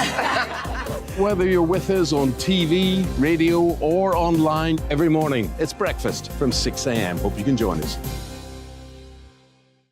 I'm Dan Wootton. Join me Monday to Thursday from 9 to 11 for the feistiest and most fun news debate on TV, where free speech reigns. I'll bring you a sharp take on the day's biggest stories, bombshell newsmaker interviews, and A-list guests. And I guarantee you, no spin, no bias, no censorship, and no reason to go to bed. That's Dan Wootton tonight, Monday to Thursdays from 9 on GB News. Hello, I'm Simon Evans. Join me on GB News for Headliners at 11 p.m, where I'll be joined by two of the country's top comedians as we take a look at tomorrow's newspapers tonight. If it's a big story, we'll be covering it, I guarantee, but we'll also have some fun along the way. That's GB News Headliners at 11 p.m. We won't put you to sleep, unlike some of the other paper review shows out there. So join us, 11 p.m, 7 nights a week. Hello there, it's Eamon Holmes here from Breakfast on GB News. We're not just on your television and your screens, you know. We're on DAB plus digital radio, so you can listen to your favourite shows on the move. If you've not yet listened to GB News Radio, it's very simple. We're on your radio player and TuneIn apps, on your smart speaker, phone or tablet, or online at gbnews.uk. Take us with you wherever you go. GB News Radio. You never have to miss a moment of the People's Channel. Join me, Arlene Foster, for the briefing on GB News. Every Friday at 3 p.m, I'll give you all the latest political news and analysis, and we'll have robust live debate. To make sure that you're caught up on all of the biggest issues of the day, we'll bring on experts in their field. I'll ask the questions that you'd like to ask. We're not afraid to tackle discussions from all perspectives, including yours. Don't forget, the briefing with me, Arlene Foster, every Friday at 3 p.m. on GB News. Hello, I'm Alastair Stewart, and I'd invite you to join me at noon on Saturdays and Sundays for Alastair Stewart and Friends. I've been in this business for over 40 years. Now, here at GB News, I've never been happier. I get to choose the big stories that really interest me. We hear what you have to say, and you hear what I have to say. I really hope you can join me, noon on Saturdays and Sundays.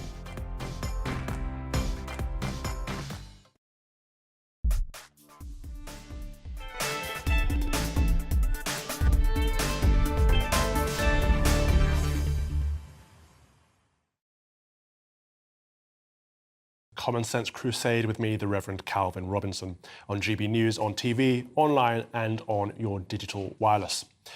Prince William has no plans to attend the World Cup in Qatar. It emerged this week. Kensington Palace says the Prince of Wales, who is president of the Football Association, has a busy winter schedule and will be in the United States to present his Earthshot Prize while the tournament is on. However, he may go if England make it to the final. Joining me now is royal commentator Caroline Aston. Caroline, thank you for joining us. What do you make of this? Will Prince William attend in the end or not? Well, of course, I hope, and I'm sure all football fans watching this will hope we progress far enough for his diary to perhaps be reorganised. But don't forget, he didn't go in 2014 to Brazil or in 2018 to Russia. And I genuinely think this is a diary thing. And of course, it's taking place against a background of enormous activity and disruption for the royal family. He takes his job very seriously as president of the Football Association and certainly seems to sometimes kick a mean ball himself. But of course, the trouble is this has always been a controversial choice of venue, bearing in mind Qatar's very controversial record on human rights and its treatment of some of the minority groups in its community. And there's been reams of newsprint about this, but the die is cast. The event is going to take place there and doubtless will bring a huge number of tourists and a big boost to the coffers of the country, which is what always happens when there's one of these events. Is Prince William, the Prince of Wales, making a point about his personal feelings? I doubt it. He's far too skilled a royal operator not to be aware of what could happen if so. So I would just take this at face value. As Kensington Palace says, he has a packed schedule, He's going to be in America for the giving away of the Earthshot Prize, which again, of course, is one of his prides and joys. And let's leave it at that for the moment. Let's see how this one works out. OK, that's an interesting stance, because when King Charles was the Prince of Wales, we often commented that he was too political. But it seems at the moment people would love for the Prince of Wales to be a bit more political in terms of the human rights issues in Qatar. Do you think he would be overstepping the mark if he did make it about that? He may have been listening to his father, who, of course, himself was quite a controversial character during his long tenure as Prince of Wales, and was often criticised for being a tad too political. The king has said he will rule in his mother's role as a true constitutional monarch, and I think Prince William, Prince of Wales, at this point in his tenure of the post, the position, may well just be, how shall I say, taking it gently and not coming out and making comments that could cause great difficulty. The debate has already taken place. We're well aware of what goes on in Qatar, and I'm sure the debate will continue and the country will be very much under the press spotlight. But as I say, I think the Prince of Wales does a good job as president of the Football Association, and I'm sure if the stars are in our favour and we get through to the latter part of it, he will be there playing his part. Absolutely. And while you were talking there on the screen, we saw footage of King Charles the Third. He will be hosting a reception for COP27 at the same time, won't he? He most certainly will. And of course, there's controversy over this as well, because our new Prime Minister, Rishi Sunak, has said that he will not be attending COP27. So this reception, a glittering affair at Buckingham Palace, which of course one would expect the Prime Minister to attend, will be his exposure to all the representatives, the delegates, and the King will make sure that the issues that he himself holds very dear to his heart, ecology, nature recovery, the state of the planet, the fact that almost half of our wildlife is in decline and 1 in 10 species is on the verge of extinction. These are all causes very dear to the King's heart, and this will be a remarkable event where he can listen to people's views and perhaps talk about his own in, of course, a non-political way. Oh, I'm sure it will be non-political. Will we see, do you think, any other foreign royals or even major celebrities boycotting Qatar? Well, I mean, who can tell? This is very much a personal decision, isn't it? As I say, the battle about where it should be held, this tournament, has already been fought across the world. And I think quite a few people were rather disturbed that Qatar, at the end of the day, got the gig, as you might say. I'll just watch what's going on. I'm as interested as you to analyse what goes on, the way it's televised, the way it's presented, the way different people are presented. But going forward, I think probably Prince William does intend to go if he's required to be there, if our home team progresses. And as for King Charles, I think he's doing a remarkable job with his reception and celebration, quite rightly, of the nations coming together for the future of the planet, which in my book is perhaps a tad more important than football, although that may offend some people. Well, Caroline Aston, royal commentator, thank you very much for your time today. Plenty more to come this afternoon on my Common Sense Crusade. After the break, Jacob Rees-Mogg has warned that Rishi Sunak cannot ease up on legal migration until the arrival of migrants via illegal routes is under control. He questioned claims within the government that further relaxing immigration restrictions would boost Britain's economy. Does he have a point? But first, let's have a look at your latest news headlines.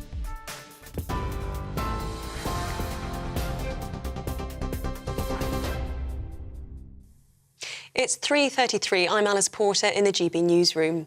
Some breaking news in the last few minutes. Hundreds of people have fallen into a river after a suspension bridge collapsed in India. At least 40 people have been killed, but it's feared that that number will continue to rise. 30 people are critically injured. The incident happened in western Gujarat state over the Makachu River. We'll bring you more on this story as it develops. Improvised bombs have been thrown at a migrant processing centre in Dover. A man drove up to the facility and threw up to 3 devices which had fireworks attached to them. Border Force and military personnel were later seen extinguishing a fire along the perimeter. A Reuters photographer who witnessed the incident says the man then drove to a nearby petrol station where he claimed his own life. An army bomb disposal team is at the site examining the scene. The attack comes after British authorities said yesterday was extremely busy in terms of migrant activity, with nearly 1,000 people crossing the Channel in 24 small boats. It brings the total number of rescues so far this year to almost 40,000. A period of national mourning has been declared in South Korea following a deadly stampede which killed more than 150 people. 22 foreign nationals from 12 countries are among the victims who were crushed during Halloween celebrations in Seoul. Most were in their teens and 20s. More than 80 people were injured. The country's president, who visited the scene, has ordered a thorough investigation into the cause. The West has accused Russia of weaponizing food after the country suspended a Black Sea grain deal. Moscow's move follows a claim that its fleet in Crimea was attacked by drones, which it says have now been recovered and analysed. Russia's ambassador to Washington suggested British military specialists help Ukraine organise the strike, which the UK denies. US President Joe Biden says the decision to halt grain exports will only exacerbate the global food crisis. The Bank of England is expected to unveil its biggest interest rate hike in 33 years as it works to tackle inflation. Economists believe the Monetary Policy Committee will increase the rate by 0.75 percentage points to 3% on Thursday. It comes amid warnings that spending cuts and tax hikes under the new Prime Minister could lead to a deeper recession. A series of Royal Mail strikes, which were due to go ahead in the next 2 weeks, have been called off, following a challenge by the company. The Communication Workers Union says the decision comes after a letter was received from the Royal Mail legal team, but strikes will resume on the 12th of November. Members of the CWU are involved in a long-running dispute over pay and working conditions. The number of rough sleepers in London has increased by 21% in a year. City Hall figures show there were over 5,000 people on the capital streets between April and September. The London Mayor Sadiq Khan is urging the government to take immediate action to tackle rising bills and housing costs. TV, online and DAB plus radio, this is GB News. Don't go anywhere. Calvin will be back in just a moment.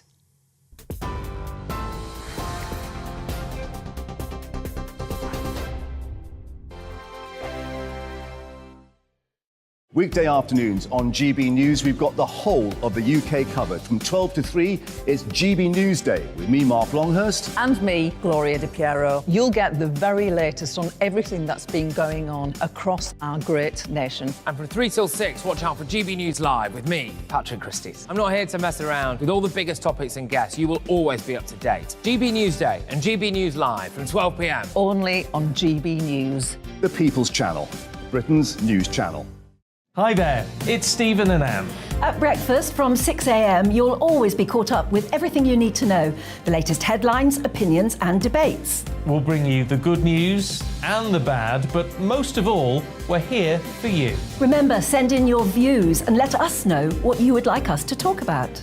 That's because we're your news channel. And every morning at 6 a.m, it's breakfast on GB News.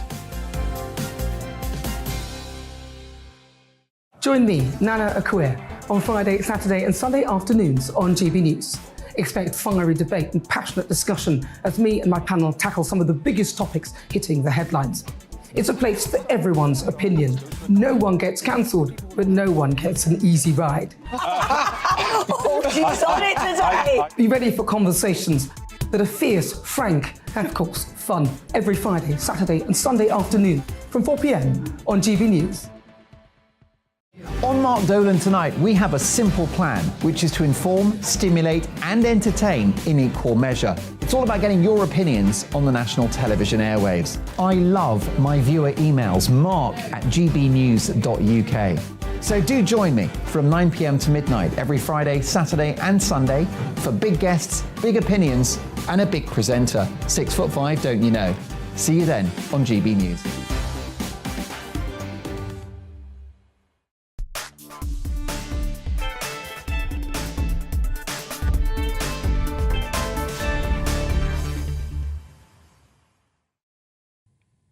Welcome back to the Common Sense Crusade with me, the Reverend Calvin Robinson, on GB News, on TV, online and on your wireless. Lots of you have been getting in touch about today's topics on the concept of decolonization. Patricia says, history should not be divided by colour. It's absolutely ridiculous to apologise for things that happened hundreds of years ago.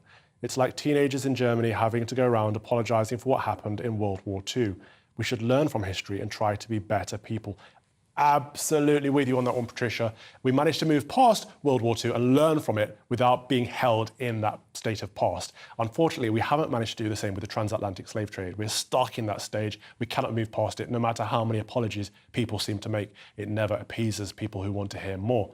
On the topic of hair discrimination, Alan says, it's not just Afro hairstyles that suffer discrimination. Try being bold like me. It's a constant source of fun and laughter for the others. I'm sorry for laughing, Alan. Bless you. There's nothing wrong with being bold. It's fine. It's perfectly natural. On the reappointment of Suella Braverman, David goes on to say, I'm glad Suella Braverman is back in place. The backlash from Labour and the establishment is proof enough that Suella is the right person for the job. And that is just it, isn't it? I honestly believe the reason she was booted out, and it was a resignation, she didn't get fired, she resigned. I think it was due to her wanting to cut immigration and more people in the establishment, or the blob, wanting to raise immigration in order to raise GDP. And should raising GDP be our focus as a nation anyway? That's the question we need to be asking these people. Duffy says, the backlash to Suella Braverman is because the left know she will do well in controlling immigration and they could lose on this one particular issue. Absolutely. It seems many on the left don't want us to cut immigration, and this is why they hate her so much. And there has been an established, sustained campaign against her this week since she was reinstated. If you turn on any of the other news channels, you'll hear people bad-mouthing her constantly. I think it's inappropriate, and it shows that the coup isn't quite over. Jacob Rees-Mogg has said the UK cannot ease up on legal migration until the arrival of illegal migrants is under control, in an interview with The Telegraph. He was also sceptical that increased migration leads to increased productivity. Hear, hear. UK authorities have confirmed that nearly 1,000 migrants crossed the Channel yesterday, taking the total for this year to almost 40,000. Joining me now is Henry Bolton, international security and border control expert. Henry, thank you so much for joining me to discuss this important issue. Rees-Mogg pointed out quite rightly that current levels of migration are much higher than Conservative voters want or expect. Do you think people are right to feel betrayed? Betrayed is the wrong word, but the population as a whole has every right to expect the government to deliver on its promises. The population as a whole has every right to expect the government to secure and manage our borders effectively. Well, this is the problem, isn't it? It's been in the Conservative manifesto repeatedly, year in, year out, and we've had more elections than previously usual, but it's been in every manifesto and they haven't delivered on it. In fact, the results have gone in the other direction. Immigration has gone up year in, year out, and we're at record numbers. I think it was over 1 million immigrants into the UK this past year. That is a ridiculous amount. And of course, there are many issues that mean we have to take on more immigrants, including what's going on in Hong Kong, in Syria, in Afghanistan, and there are valuable reasons for doing that. But at the same time, the British public have voted day in, day out to reduce immigration. Let's have a look at some more emails that you guys have been getting in touch with based on the topics we've talked about today. On Channel Crossings and Suella Braverman, Elaine says, most people I speak to support the reappointment of Suella Braverman, as she is seen as taking a strong stand against illegal migrants. Okay, I'm with you on this. I challenge you people on Twitter and in emails, name as many Conservative MPs as you can who are tough on immigration, because I can only think of a few. Priti Patel, Suella Braverman are the ones that come to mind. But when they're in that position and they say they want to cut down, it never actually happens. It seems to be all rhetoric, but I don't think it's their fault. I genuinely think the blob is against them. And I mean people within their own party, I mean civil servants, the establishment as a whole wants to increase immigration. And we seem to have had open borders since, well, Tony Blair in 1997, to be honest with you. And 12 years of Conservative government hasn't managed to alter that in any degree. Keith goes on to say, those who are not true refugees but economic migrants should be returned to their country of origin. This is a good point, Keith, but the problem is a lot of people, especially illegal immigrants coming over the channel, throw away their paperwork, they throw away their mobile phones, they throw away any documentation on the way over. So it's very difficult to return people because they're not making a valid legal claim. They're playing the system. And it's working in their favour. They're getting to stay in a hotel, they get a brand new mobile phone, they get money every week that we're paying for, and nothing's being done about it. This is the fundamental problem. I've checked my Twitter over the break, and I've seen so many people saying that they agree with what John Redwood was saying and not with what Matthew Stadlen was saying, that most people want to see immigration go down, and it's going to protect people's lives. These people smugglers are making a profit on crime. Catherine says, I agree with you that most people are not angry about Suella's reinstatement. I am delighted that we now have someone who is happy and competent to deal with the problem of illegal immigration, which has become a priority for the majority of voters. I would love to put up a poll, maybe we'll do this next week, because I genuinely think that illegal immigration is one of the top 3, if not the top issue amongst British voters right now. There are lots of issues we're concerned about, including the cost of lockdown crisis, but I think we're reaching a point now where immigration is becoming a fork in the road, and someone is going to have to do something about it in government. David says, if the shoe was on the other foot and we were allowing thousands of young men to cross the channel in rubber boats to France, they would stop it within a week. You're right, David. They've been complicit. They have been helping, basically busloading people to the shore where they get on these illegal dinghies and they cross the water. They don't even cross the whole channel, to be honest, because we pick them up and bring them the rest of the way. It's almost like a paid-for taxi service. What can we do to clamp down on this? If people are saying stop it, the government can't do anything about it, and we've got charities bringing people over.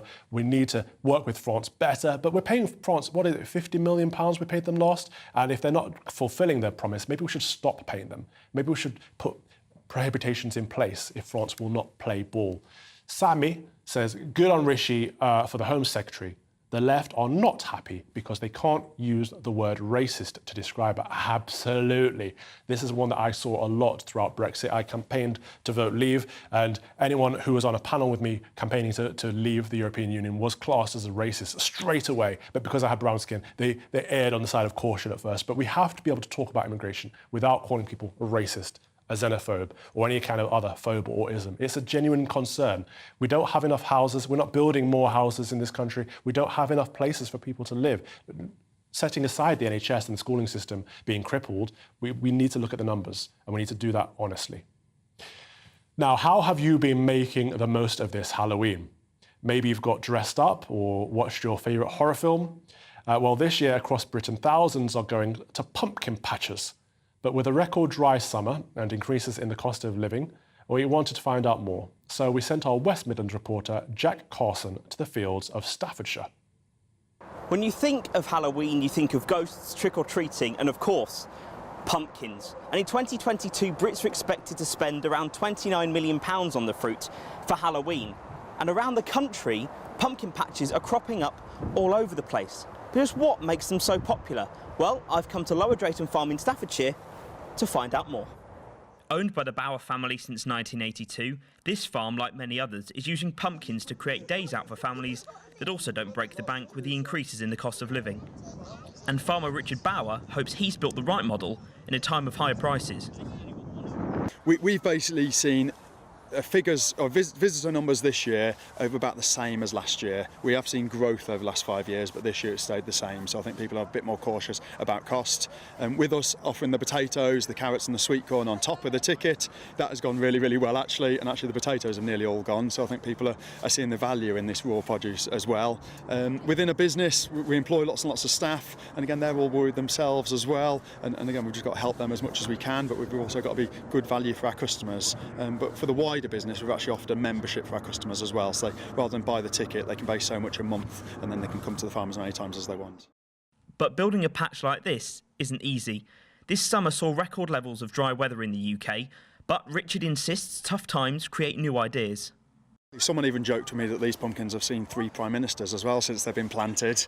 But no, it's been quite a challenging year. It's been a very hot summer, quite a drought as well. So farming is a gamble, I'll be totally honest. You plant something, you do all your best that you can do, and then basically you just hope and pray. And when you see a field like this at this time of year, you thank your lucky stars essentially. But yeah, it has been a very, very dry year, which made a challenge because when the plant was growing, then it creates flowers, and then those flowers are pollinated and create the pumpkin.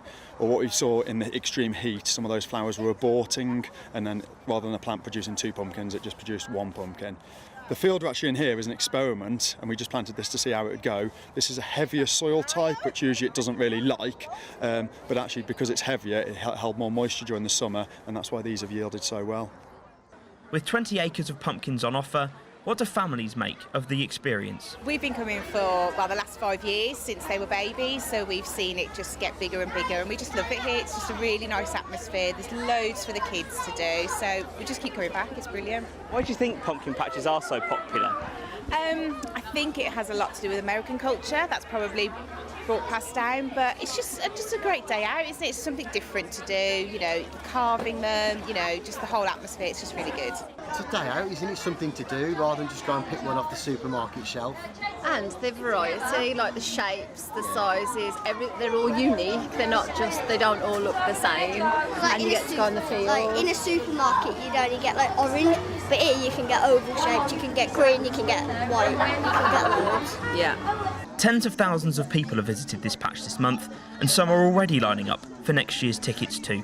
Even with families being extra cautious with the cost of living, here in Staffordshire and across Britain, it doesn't look like we'll be waving goodbye to pumpkin patches anytime soon. Jack Carson, GB News. How lovely. Now, the popular social media influencer Ollie London has renounced his life as a trans woman and detransitioned after stating he allowed God to enter his life. The star tweeted "God first" on his account and condemned gender ideology as a cult after posting his support for author J.K. Rowling. It comes as part of a trend in recent years of young people detransitioning and blaming a lack of balanced guidance and safeguarding on their decision to transition to the opposite sex. Well, I'm delighted to be joined by the man himself, a social media influencer, Ollie London. Ollie, thank you for giving us the time today and coming into the studio. I really do appreciate it. I don't know where to start because it's such a complex story, but I suppose I'll start with your faith journey and ask the question, has your faith, your recently found faith, had an impact on your transition and all of that stuff? So I was always an atheist my whole life, and I've always been lost with my identity. I've always struggled looking in the mirror and just, struggled with who I am as a person. So, the last few months I was feeling lost. I felt like I needed guidance. So I started going to a Catholic church and just attending the Sunday services and just kind of feeling the atmosphere. And it was just such a welcoming place. People were very kind, very friendly. People just, wanted to be nice to me. And I spoke to the priest there and they gave me some advice and they actually gave me a copy of the Bible. So I've been studying, especially the Proverbs.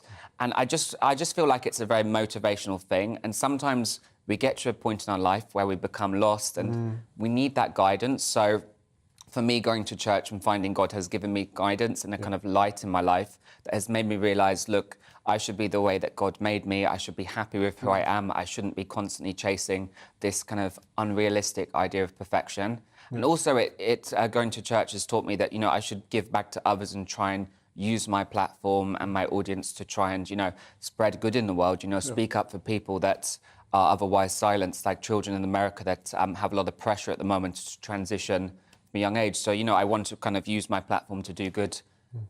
Well, I've followed your journey quite a bit, and you've transitioned into several different aspects, and it seems you've detransitioned on both fronts.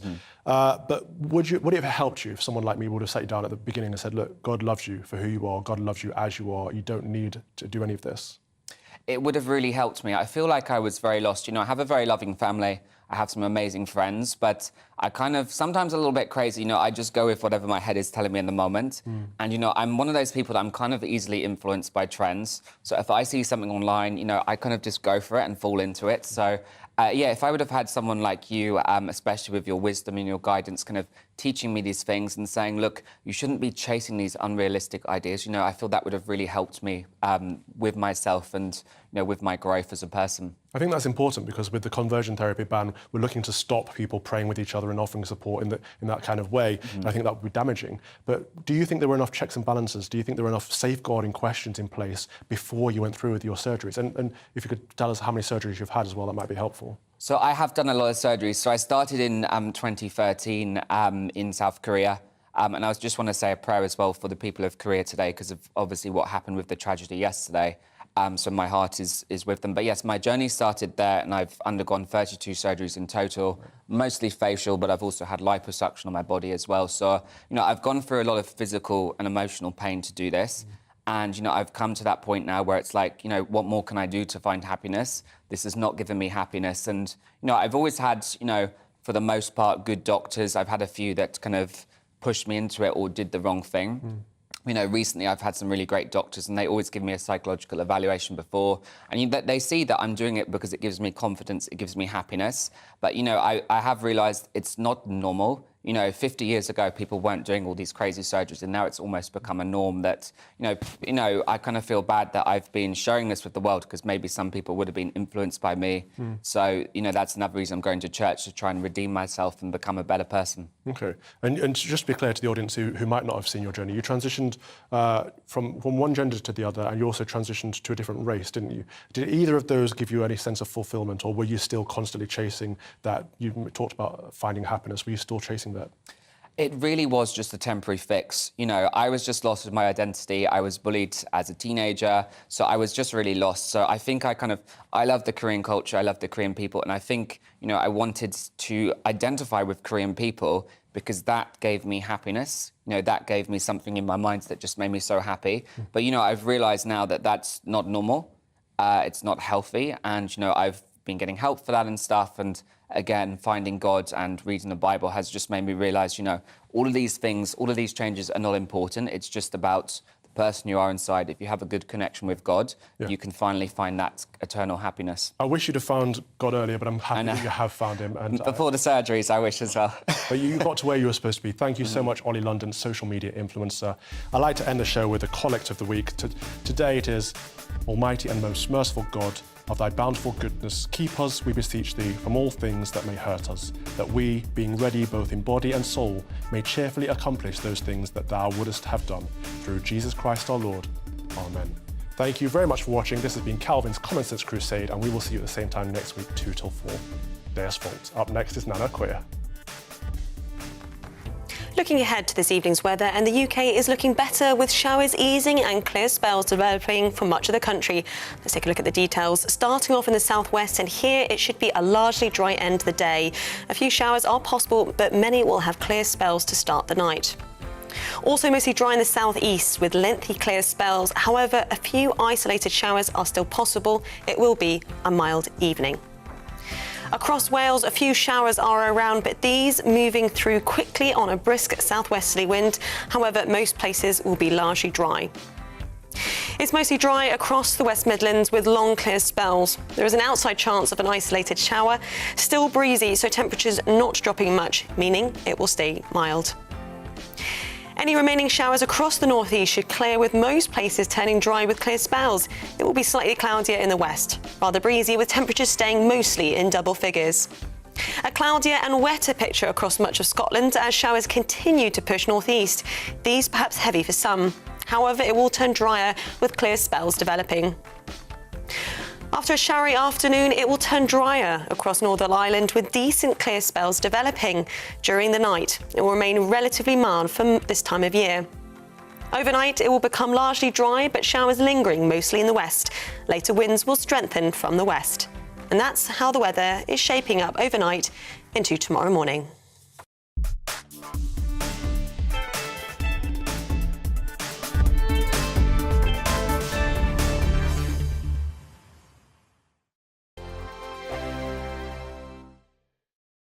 Join my show Farage, 7 p.m. till 8 p.m. Monday through Thursday, and there you will get opinion, analysis, debate, and I'll cover stories that nobody else dares to touch. You've been cancelled. Join the club. Oh my goodness, brilliant. And then for the last 15 minutes, talking pints. We're over a drink. We have a civilised conversation with someone. We very often disagree, but we do it in a grown-up way. Come and join me on Farage. We are GB News. And we'd like to say thank you To each and every one of you for helping our great nation find its voice. We're absolutely everywhere. Across England, Scotland, Wales and Northern Ireland. On TV, on radio and online. we're proud to be The People's Channel. Britain's news channel.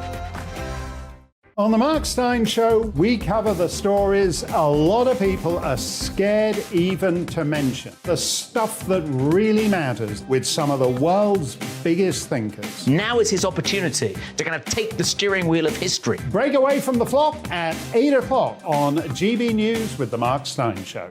Every Saturday at 2 o'clock, join me, Darren Grimes, for Real Britain. I'm not afraid to give you a platform and say it how it is. Come on, make the case. Something like this is very, very important to people. And we're always up for a laugh on this show. God, honestly, you'd think there were no problems in the world. Real Britain, every Saturday on GB News. Hello, I'm Michelle Dewberry, and you can join me every weekday 6 till 7 on Jubes and Kerr. Me and my panel will get stuck right into the day's events, and I can tell you, in fact, I can warn you, expect some robust debates, some strong opinions and perspectives from both sides of the fence. It's about you at home as well. I love to read out all of your comments, or at least as many as I can. So join me, Michelle Dewberry, Monday to Friday, 6 till 7 on Jubes and Kerr.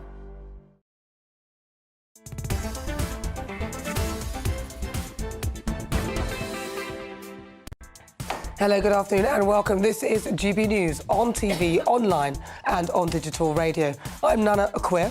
For the next 2 hours, me and my panel will be taking on some of the big topics that are hitting the headlines right now. This show is all about opinion. It's mine, it's theirs, and of course it's yours. We'll be debating, discussing, and at times we will disagree, but no one will be cancelled.